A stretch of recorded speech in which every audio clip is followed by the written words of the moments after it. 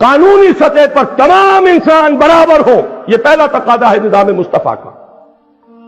دوسرا تقاضا کامل انسانی حریت، آزادی، سول رائٹس کا جو تصور آج تک انسان جہاں تک اس نے رسائی حاصل کی ہے، اس سے بھی آگے ہے وہ حقوق جو نظام مصطفیٰ نے عطا فرمائے۔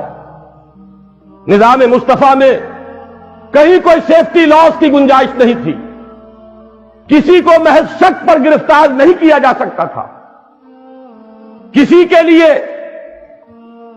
وہ جو پریونٹیو ڈیٹینشن ہے اس کا کوئی امکان نہیں تھا، اور یہاں پر ہر ایک کو آزادی تھی، عام آدمی تنقید کر سکتا تھا بڑے سے بڑے سربراہ مملکت کی۔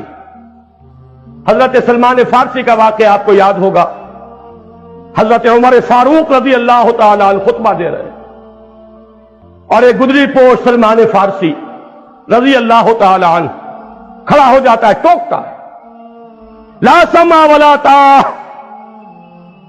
نہ سنیں گے نہ اطاعت کریں گے، کلمہ بغاوت ہے۔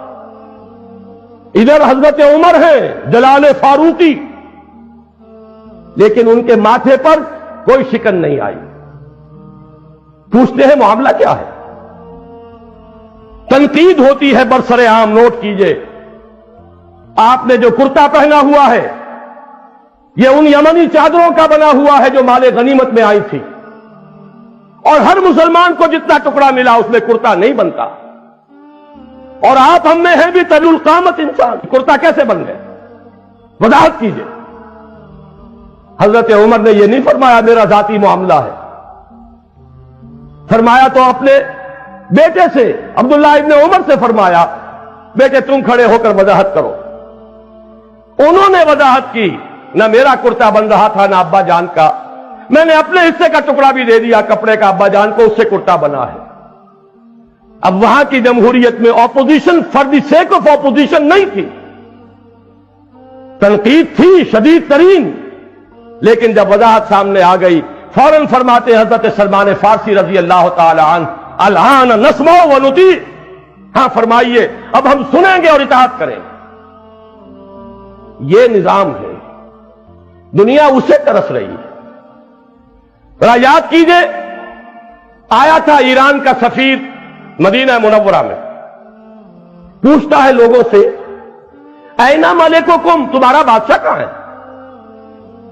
جواب ملا لیس لنا ملک بل لنا امیر، ہمارا کوئی بادشاہ نہیں ہے، ہم نے تو جڑیں کھود دی ملوکیت کی۔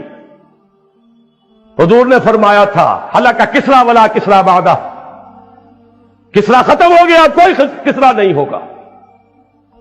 لیکن یہ کہ تاریخ میں امت مسلمہ نے پھر دوبارہ کسریٰ بنا لیے، پھر ملوکیت کے ایوان سج گئے۔ بہرحال اسے جواب دیا گیا تھا سفیر ایران کو، ہمارا کوئی بادشاہ نہیں، ہمارا ایک امیر ہے۔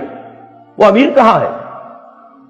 بتایا گیا کہ بیت المال کے اونٹ گم ہو گئے تھے، ان کی تلاش جن لوگوں نے کی ابھی تک مل نہیں رہے تھے اونٹ، اب خلیفہ ہمارا خود گیا ہے تلاش کرنے کے لیے۔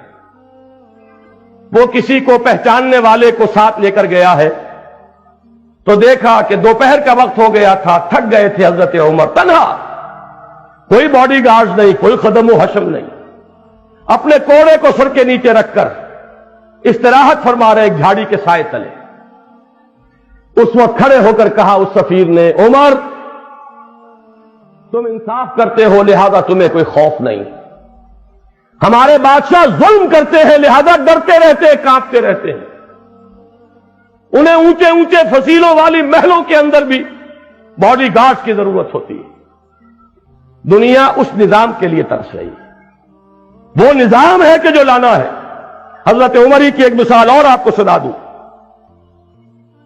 حضرت سعد بن ابی وقاص رضی اللہ تعالی عنہ نے، جو گورنر تھے ایران کے، اور گورنر اس لیے تھے کہ خود ہی فاتح ایران تھے، انہوں نے صرف یہ کیا کہ اپنے مکان کے باہر ڈیوڑی بنا لی، ایک دربان کھڑا کر دیا، جو پرچہ نویس تھے انہوں نے خبر بھیج دی دارالخلافہ میں، حضرت عمر فاروق کی خدمت میں اطلاع پہنچ گئی، سعد نے اپنے گھر کے باہر ڈیوڑی